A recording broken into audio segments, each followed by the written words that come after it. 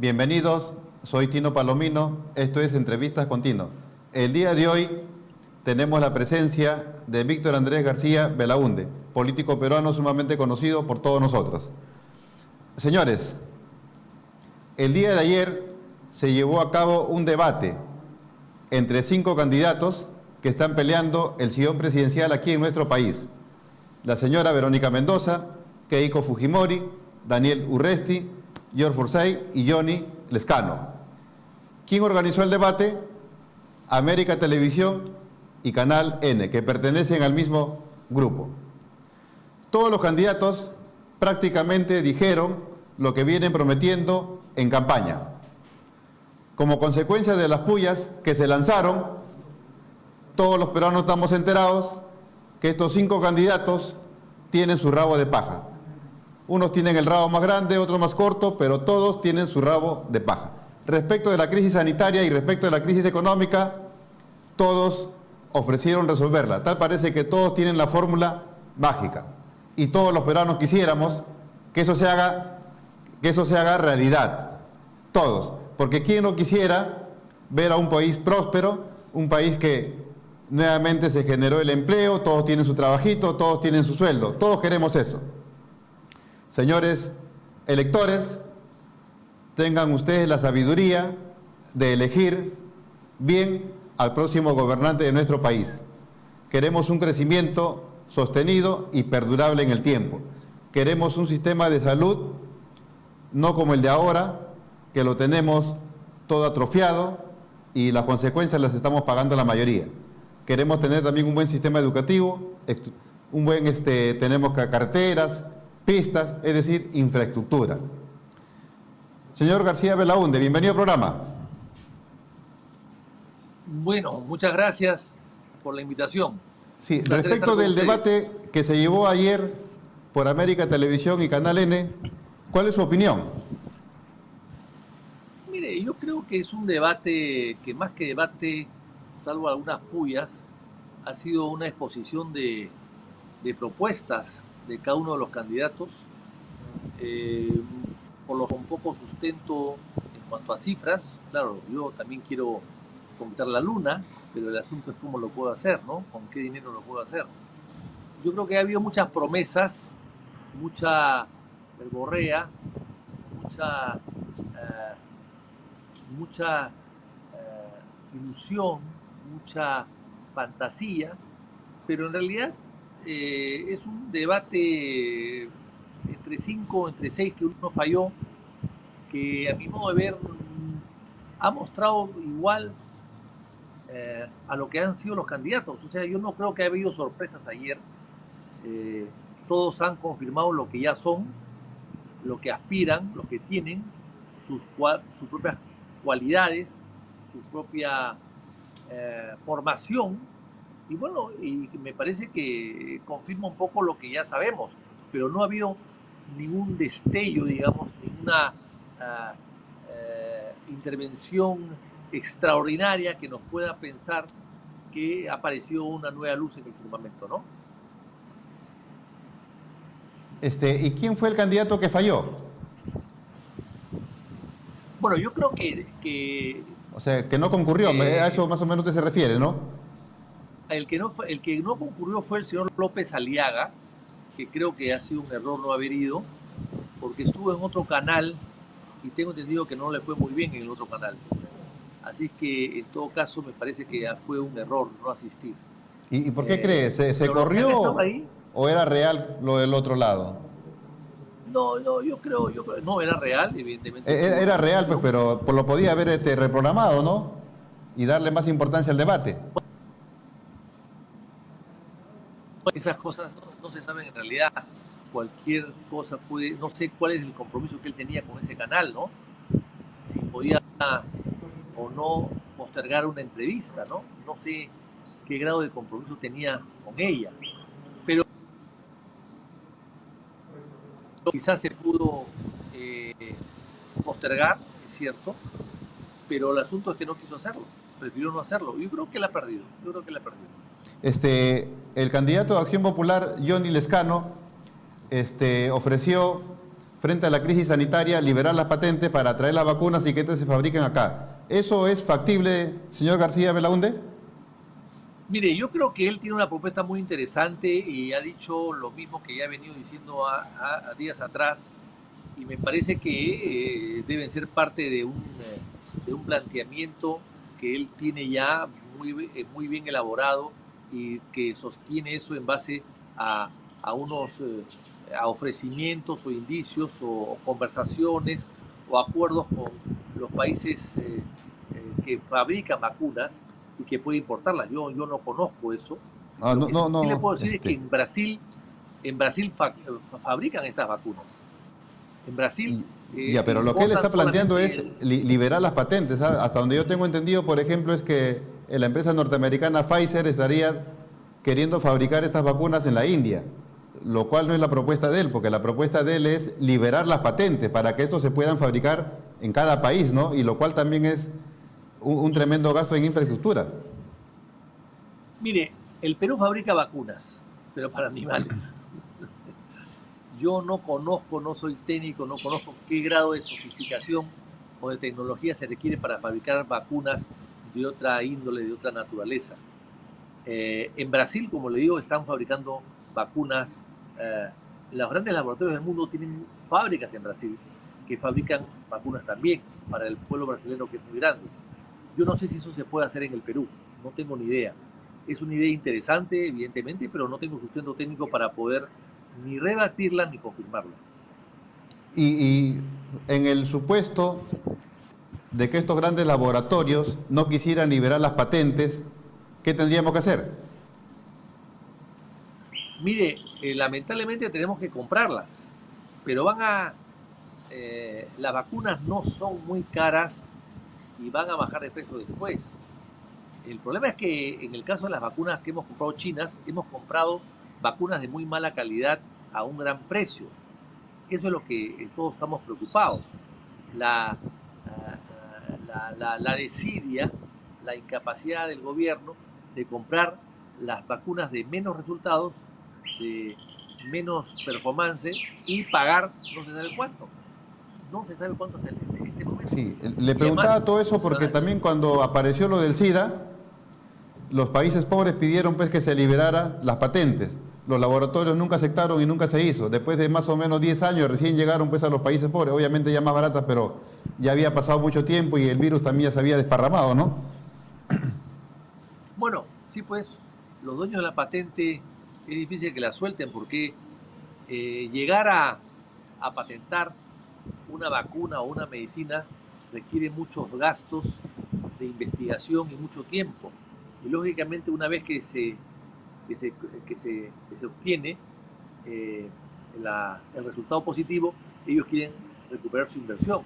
Así que es un negocio como cualquier otro, lamentablemente a costa de vidas humanas, pero es un negocio como cualquier otro y por lo tanto las compañías grandes no van a querer soltar la medicina. Lo que hay que hacer en el Perú es obligar a que todas cobren lo mismo. Por ejemplo, AstraZeneca cobra por una pastilla contra la arritmia en el Perú 10 veces más de lo que cobra en Europa. ¿Por qué? 10 veces más. ¿Por qué? Entonces yo creo que ese tipo de cosas sí hay que corregir. Lo que hay que exigir es que vacunas o no vacunas, pero en medicinas en general, deben ser importadas sin tantos requisitos, sin tantos, digamos, contrapisas, con tantos dificultades, y que se importen en el Perú, por ejemplo, automáticamente o casi automáticamente las medicinas que son aprobadas por la FDA en Estados Unidos o por la Unión Europea. Porque acá queremos las medicinas que vienen homologadas por ellos, Estados Unidos y Europa, que son las primeras potencias del mundo, acá llegan y la Digemin, que son pues empleados poco capaces algunos de ellos, y donde hay mucha burocracia y donde hay poco conocimiento, quieren ellos revisar, estudiar y ellos dar su visto. Sí, señor García Belaúnde, es cierto que en Europa, ¿no? Sí, se necesitan las vacunas y urgente, ¿no? Pero también sobre pretexto de las vacunas tampoco podemos permitir que el gobierno las traiga y con esas cláusulas de confidencialidad mediante la cual no vamos a estar enterados cuánto nos costó y en qué condiciones, ¿no? Si es que hay algún tipo de garantía para aquellas personas que se las pongan y de repente sufran alguna consecuencia. Exacto, exacto. Por eso es que el gobierno no quiere permitir que los privados traigan vacunas. Por eso que se oponen ellos, porque primero vamos a descubrir cuánto ha costado, por qué no se han comprado estas o aquellas. Entonces el gobierno quiere mantener el monopolio de la verdad y de la vacunación en el Perú, cuando ese monopolio podría ser aceptable si fuesen efectivos y eficientes, pero no lo son, no lo son. Entonces es un monopolio maligno, porque trae más muertes y más contagios. Sí, esa cláusula de confidencialidad en realidad es sinónimo de corrupción, porque si no podemos Sí. auscultar esos contratos, ¿no? Eso es corrupción, pues. Y ya estamos cansados de eso. Exactamente. En estos días, por ejemplo... Todo lo que es confidencial tiene un tufillo a corrupción. Sí, en estos días, por ejemplo, el señor Martín Vizcarra estuvo enfrentando a la justicia respecto de un pedido de prisión preventiva. Finalmente no se dio, pero la jueza que vio su caso, la señora Álvarez, es también la que olió y sacramentó ese convenio suscrito por el procurador, los fiscales, con esta empresa corrupta brasileña Odebrecht. Ese convenio, por ejemplo, establece una reparación civil ínfima de 610 millones de soles a favor del gobierno peruano y para ser pagados en 15 años y sin ningún tipo de interés. Le pregunto, ¿y este convenio de llegar de repente a Acción Popular al gobierno peruano se podría revisar? Yo creo que sí, yo creo que sí. Ahora, este convenio es fatal, pero además nadie lo conoce.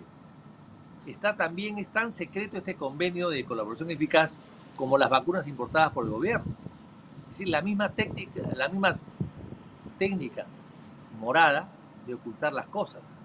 Porque este convenio, aprobada por esta, a exigencia del gobierno, no solamente lo libera de responsabilidades, le hace pagar una indemnización ridícula, no los multa, les permite seguir trabajando con el Estado, les acepta solamente coimas en 4 proyectos cuando hay 40 iguales de coimeros, y finalmente le permite una condonación de una deuda a la FUNAT de más de 1.000 millones de soles, y finalmente les permite la devolución del vuelto del Chaya, que son 524 millones de soles. Más les permite no pagar una deuda muy importante, también de más de 1.000 millones de soles que le tiene Odebrecht a Cofide. Estamos hablando de 2.500 o 1.700 millones de soles. Señor García Belaúnde, que este convenio, con esa jueza, ha permitido. Sí, y tanta facultad tenía ese procurador del Ministerio de Justicia y esos 2 fiscales para comprometer al gobierno peruano de esta manera frente a Odebrecht. Porque son parte de lo mismo, ¿no?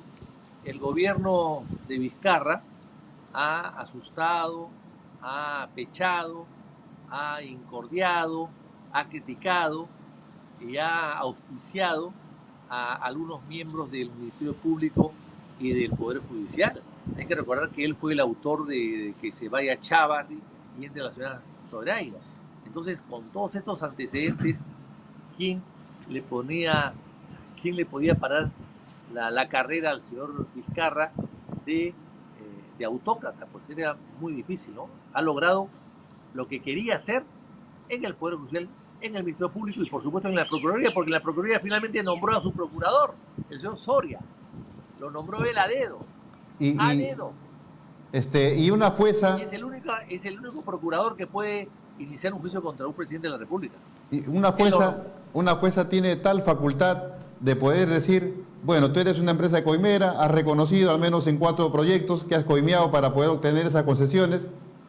Para ti la ley de concesiones no va a ser aplicable. ¿Tiene esa facultad la jueza de decir esta ley es aplicable para ti, esta no? Yo creo que no, pero sin embargo la ley, el decreto de urgencia 003, que luego se aprobó en una ley, con mi oposición muy modesta, pero me opuse a ella, faculta lamentablemente a este tipo de tratamientos en el Ministerio Público y en el Poder Judicial cuando se trata de colaboradores eficaces. La ley última de Vizcarra lo permite. ¿Cree usted que mientras el Sistema Nacional de Justicia se venga desenvolviendo como lo viene haciendo a la fecha, van a castigar verdaderamente al señor Vizcarra? Espero que sí. Yo estoy seguro que el castigo llegará después del 28 de julio, porque el Partido Morado y Vizcarra es lo mismo, es una continuidad. Y por lo tanto, el Partido Morado protege a Vizcarra totalmente. Estoy seguro que cuando el Partido Morado se vaya a su casa, que espero que sea pronto, la justicia llegará, le tocará las puertas de la casa de Vizcarra. Se dice que el señor Johnny Lescano le está quitando votos a la señora Verónica Mendoza en el sur. ¿A qué se debe esto? Bueno, yo creo que Johnny Lescano es de Puno. Hay puneños hay en Cusco, puneños hay en Arequipa, puneños hay muchos en Tacna, puneños hay en Moquegua. Entonces, toda esa región del sur está pues un poco bajo influencias de puneños que apoyan a Lescano y por lo tanto prefieren pues a Lescano que a Verónica, que siendo cusqueña parecería que no ha llegado muy lejos a sus paisanos, ¿no? ¿Cree usted que solamente por esa relación, porque son de Puno o porque de repente las propuestas se diferencian de ella y son de repente viables? Bueno, Lescano ha sido más luchador, más ha trabajado mucho más la defensa del consumidor que Verónica, ¿no? Verónica Mendoza en el Congreso no se destacó, pasó casi inadvertida, y Lescano siempre ha sido una persona que ha luchado por la defensa de los consumidores y ha luchado contra algunas empresas que abusaban de sus servicios públicos, ¿no? O sea que ahí hay una diferencia también que hace pues que haya esta diferencia también en cuanto a respaldo, ¿no? Pero ha aparecido un candidato aparentemente chiquitito con su lápiz que está que le quita los votos a ambos, tanto a la Verónica como al señor Johnny Lescano, el señor Pedro Castillo. Sí. Bueno, es un profesor conocido y por lo tanto también llegada, ¿no? Pero no creo que le quite mucho. Yo creo que ya llegó a su tope. Es la impresión que tengo, ¿no? Porque además no tiene más ideas de una o dos que se les he escuchado. No tiene un conocimiento exacto de lo que es el gobierno, ¿no? Lo que es el Estado. Pero en Sí, fin, pues, en todo caso, de lo que se le ha escuchado a él, prácticamente refiere, ¿no? La corrupción, hay que cambiar la Constitución. La delincuencia, hay que cambiar la Constitución. El problema del desempleo, Constitución. O sea, prácticamente todo lo lleva a eso. Y yo le escuché a usted, y también es propuesta del señor Lescano, que también ustedes estarían pues a favor del cambio de la Constitución. ¿Y en qué se diferenciarían ustedes de ellos? a ver, el señor Pedro Castillo, ¿no? Como la señora Verónica y alguien más hablan de una asamblea constituyente y un cambio de la Constitución. Total. Yo creo personalmente que la Constitución no cambia las cosas, no va a mejorar ni disminuir la pobreza. La Constitución no combate la pobreza ni tampoco la alimenta. La Constitución es un marco general de la estructura del Estado, del desarrollo del Estado, con líneas claras y con leyes que reglamentan o la hacen operativa o llevan adelante las ideas fuerza de la Constitución. De tal manera que yo no creo que una nueva Constitución pueda cambiar las cosas, porque ya ha habido constituciones 12 en el Perú y con ese criterio pues alguna habría dado resultados, ¿no? Alguna de las 12, supongo yo, y parecería que no. Entonces yo no creo que esa sea la solución. Lo que sí creo es que lo que se tiene que hacer es lo que dijo Paniagua el año 2000, nombrar una comisión de bases de reforma de la Constitución, como se hizo en su momento, y presentó un estudio en ese momento que perfectamente bien se podría recoger y en base a eso hacer algunos cambios. Pero, insisto, hacer algunos cambios, que es diferente a cambiar la Constitución. La señora Verónica Mendoza, cuando le preguntan por el problema sanitario, lo que ella manifiesta es: vamos a aplicar la Ley General de Salud, es decir, vamos a tomar las plantas de oxígeno del sector privado, que prácticamente equivaldría a expropiar. ¿Eso sería la solución? No, yo creo que la solución está en investigar qué pasó. ¿Por qué diablos el Perú se volvió oligopolio en oxígeno? Y eso es culpa de Ugarte, que fue ministro de Alan García, y cuando fue ministro decretó el oligopolio del oxígeno. Y eso no es gratis. Elevando la pureza del oxígeno, ¿no? Exactamente. Él, por encima de la recomendación de la OMS, él elevó el oxígeno, su pureza, de 93 a 99. Cuando había 93%, que es lo aceptable en el mundo entero, había 400 empresas que fabricaban oxígeno. Una vez implementado este cambio, poco a poco se fueron desapareciendo y se quedaron solamente 2 que tienen el monopolio de todo el oxígeno en el Perú, el oligopolio en realidad. Bueno, ese es el culpable, el señor Ugarte. ¿Y lo han vuelto a convocar para ministro de Salud? Y lo han vuelto a convocar, siendo el culpable de todo.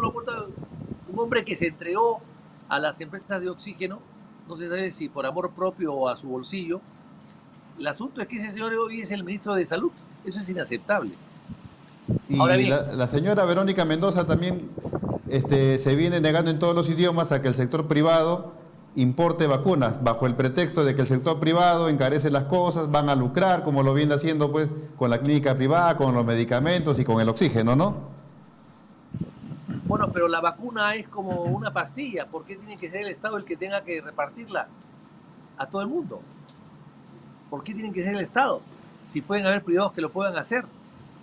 Pagar 50 soles que valen la vacuna, ¿cuántos peruanos pueden pagar 50 soles? Yo creo que 25 millones de peruanos o 24 pueden pagar 50 soles. Y sin embargo no dice nada acerca del oxígeno que miles de peruanos vienen adquiriendo a un precio exorbitante. Y pienso que más barato es la vacuna que el oxígeno. Exactamente. Y da más solución. La falta de vacuna trae la falta de oxígeno. No es al revés. No es al revés. Entonces, como con vacuna podemos evitar llegar al oxígeno. ¿Y qué pasa con nuestro electorado? Porque la señora más o menos tiene como un 5 o 6% en intención de voto. ¿Qué pasa con nuestro electorado? ¿No tienen capacidad de poder analizar bien la propuesta de los candidatos? Bueno, eso lo veremos el 11 de abril, ¿no? Antes va a ser difícil verlo. Yo creo que el electorado hoy día está más maduro que antes. Cada vez que pasa una elección se aprende algo nuevo. Y yo creo que el electorado va a estar un poco más atento. Y alguien decía por ahí que los jóvenes en el Perú estudian más la compra de un celular que cómo votar. Bueno, yo espero que eso no sea así. Yo espero que eso no sea así. Y que los jóvenes en el Perú, que son la mayoría, voten a conciencia. ¿Y a qué se debe que para unas encuestadoras está arriba en intención de voto el señor Lezcano y en otra encuestadora está prácticamente arriba el señor López Aliaga? Bueno, porque hay varias encuestadoras y varios criterios y varios clientes. Algunos pagan más que otros, ¿no? Yo creo que las encuestadoras están muy desprestigiadas en el Perú. No creo que todas sean malas en absoluto. Creo que hay unas mejores que otras. ¿El señor Lezcano paga las encuestadoras? ¿O el señor López también paga las encuestadoras? ¿Eso es lo que usted me quiere decir? ¿O? No. Yo no he dicho eso.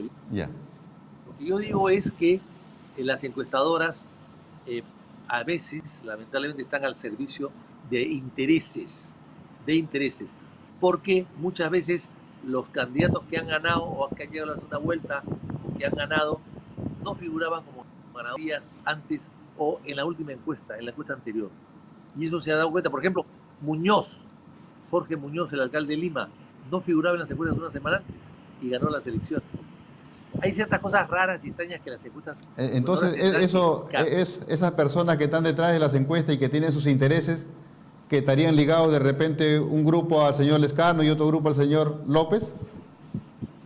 Yo no creo que en el caso del Lezcano, porque yo soy miembro del Acción Popular y le puedo decir que no hay ningún contacto con las encuestadoras. que siempre las hemos criticado, y harían mal ellas en ayudarnos cuando no somos sus amigos, ¿no? Así que yo creo que en el caso del Lescano hay que descartar eso. En el caso de João López Aliaga, no lo sé, porque no lo conozco bien, ni sé con qué gente anda y cuáles son cuál es la campaña, no tengo ni idea. Pero créame que hay mucha gente que busca una buena encuesta para justificar su performance, inclusive para buscar colaboración de terceras personas para financiar su campaña en base a los resultados positivos que le da una encuesta amiga, ¿no? El señor López, hasta donde le he escuchado, propugna una economía de mercado, propugna también mantener la Constitución, y sin embargo la semana pasada lo hemos visto reunirse con un grupo de reservistas, y en cuyo polo decía Antauro, y estaba también el vocero de Antauro, el señor Virgilio Acuña. ¿Qué mensaje da esa reunión? Porque esos señores no buscan, pues, mantener la Constitución y la economía. El mensaje no es bueno, ¿no? El mensaje no es bueno. Aunque yo conozco al señor Virgilio Acuña y no creo que sea lo radical que dicen, ¿no? No creo que lo sea. Lo he conocido, es un ingeniero, es un profesor que tiene una universidad en Lambayeque. No creo que sea un hombre radical, no lo veo por lo menos. Pero sí, la presencia de algunos reservistas ahí, con cara de pocos amigos, evidentemente va a perjudicar tremendamente la campaña de López Aliaga, ¿no? El señor Vizcarra prácticamente se salvó de una prisión preventiva.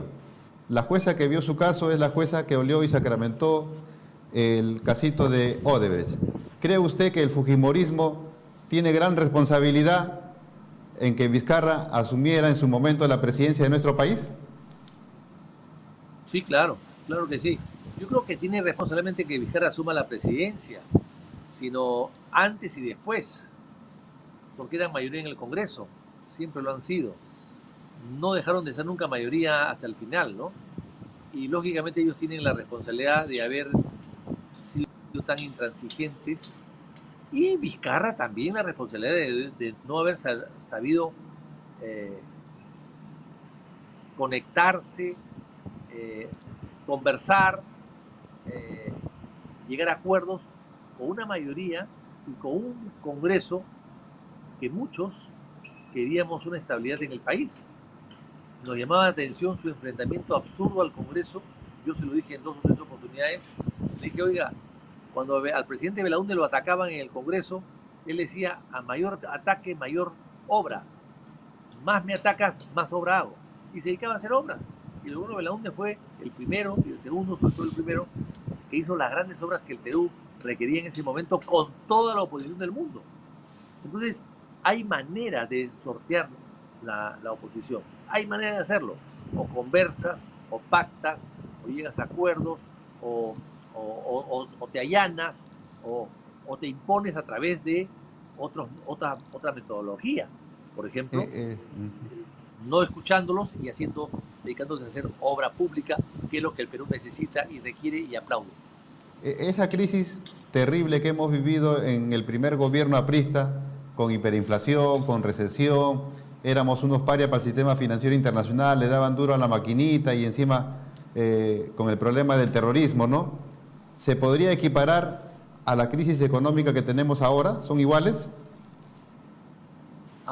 Es una buena pregunta. Yo creo que hay 3 crisis acá muy importantes en los últimos 50 años, ¿no? O más, ¿no?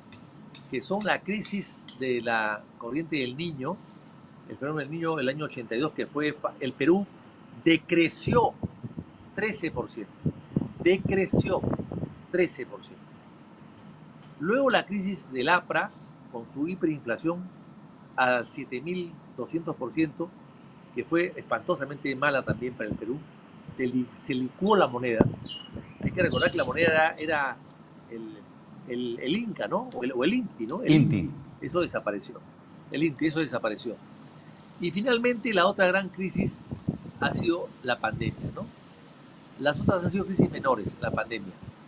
Y la pandemia, el Perú ha crecido el año pasado, ha decrecido 11%. Repito, el decrecimiento del año 82 hemos tenido un crecimiento negativo de 11 a 12%, sí. Así es, 13% el año 82 y ahora es 11%. O sea, en teoría, la pandemia ha causado menos daño a la economía que la crisis del año 82. Pero yo creo que es más daño ha causado. Lo que pasa es que no se puede medir el Producto Bruto Interno porque hay una serie de sectores que están también destruidos y otros que pueden haberse salvado un poco, como la minería, que se perjudicó un mes pero después se recuperó. Y además hoy día tiene precios extraordinarios. Pero sí hay otros sectores como el comercio, la industria o el turismo que están destruidos, ¿no? Los restaurantes están destruidos. Sí, el economista Carlos Anderson manifiesta, pues... Sí, sí. Yo creo que la magnitud de la crisis hoy día es inclusive peor que la de los últimos 50 años. Ya, el economista Carlos Anderson manifiesta, pues, que esta crisis que tenemos actualmente no es tan difícil de resolver, ¿no? Lo que habría que hacer es engarzar la producción con el consumo, porque el productor dice, pero ¿para quién voy a producir si el mercado está constreñido? Entonces hay que generar empleo, ¿no? Para nuevamente engarzar esos dos, el productor con el consumidor. ¿Y qué es lo que tendríamos que hacer para activar nuestra economía?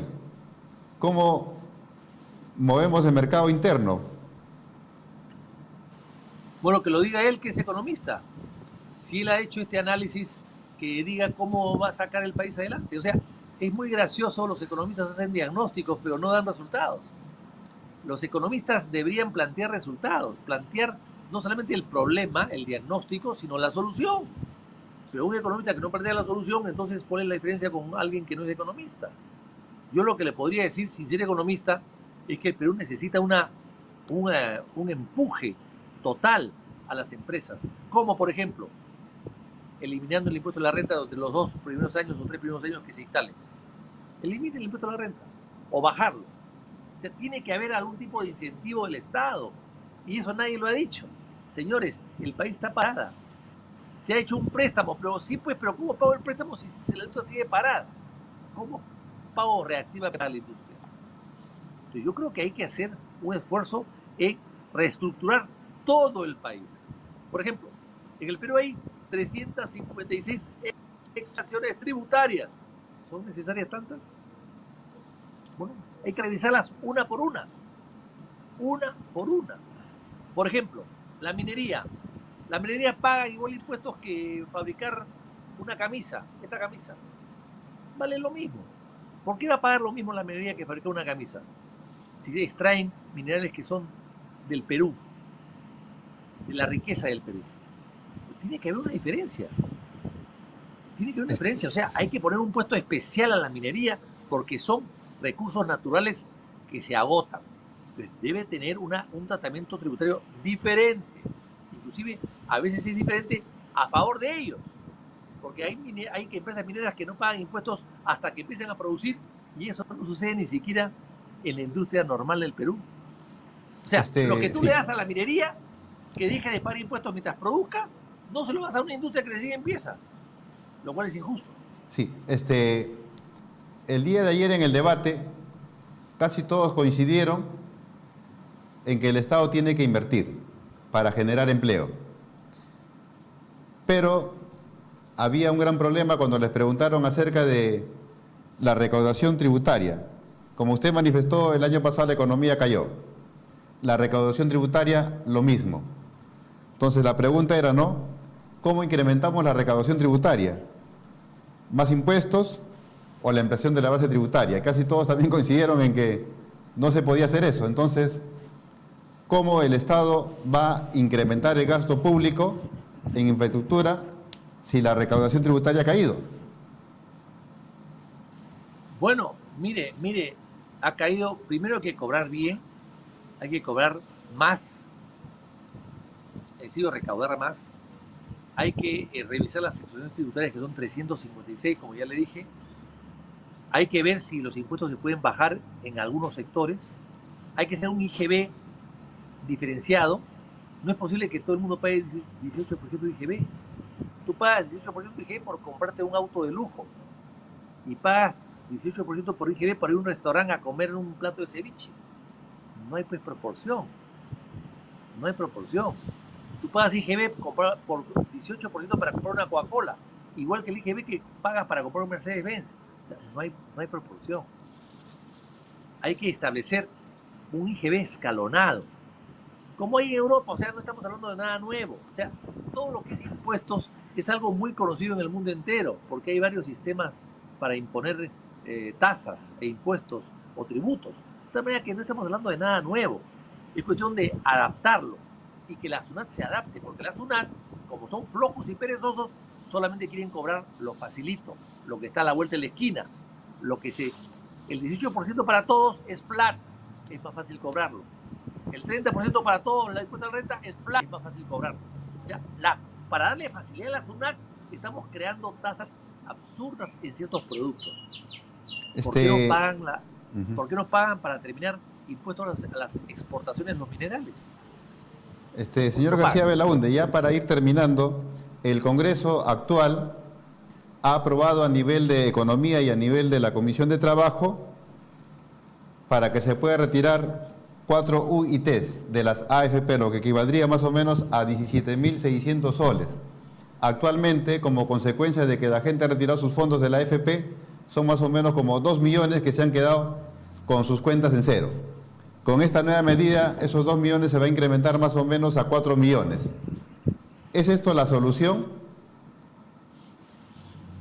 No, pero la solución no la dan las AFP, desgraciadamente. Son angurrientas, son golosas.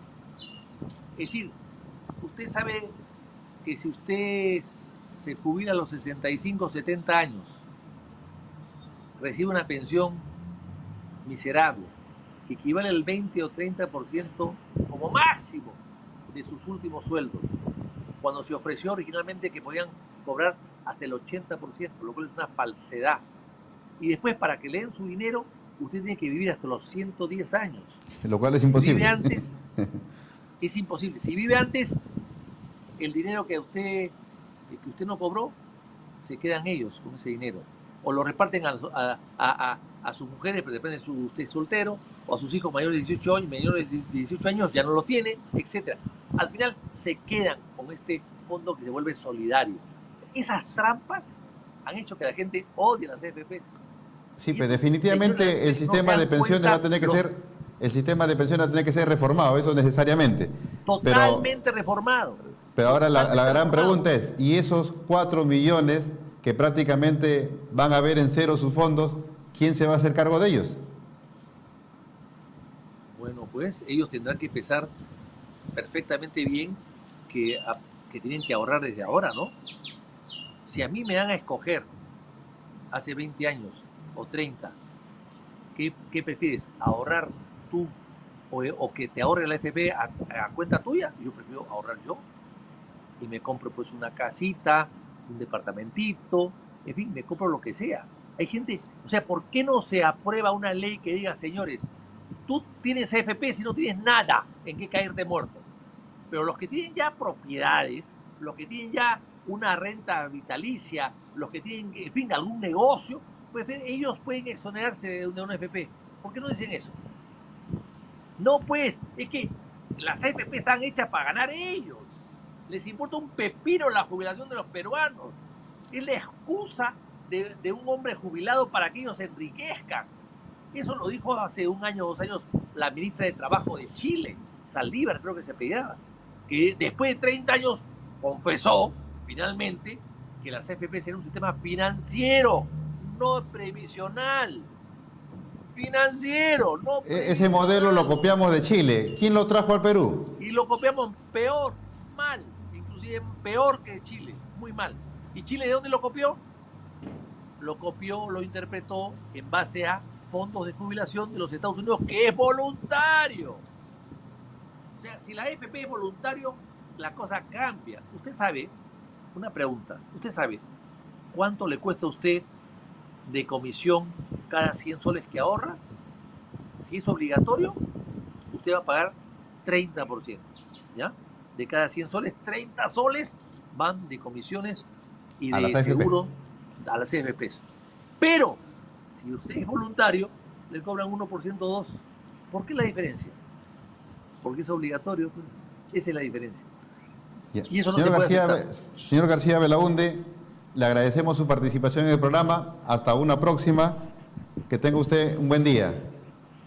Gracias. Señores, hemos estado conversando con el señor Víctor Andrés García Belaúnde, político peruana de larga data, militante de Acción Popular. Hemos tratado temas de interés nacional como el debate llevado el día de ayer entre 5 candidatos a la presidencia de la República. Señores, compartan el video, háganos llegar sugerencias, preguntas para trasladarlas a los candidatos. Gracias.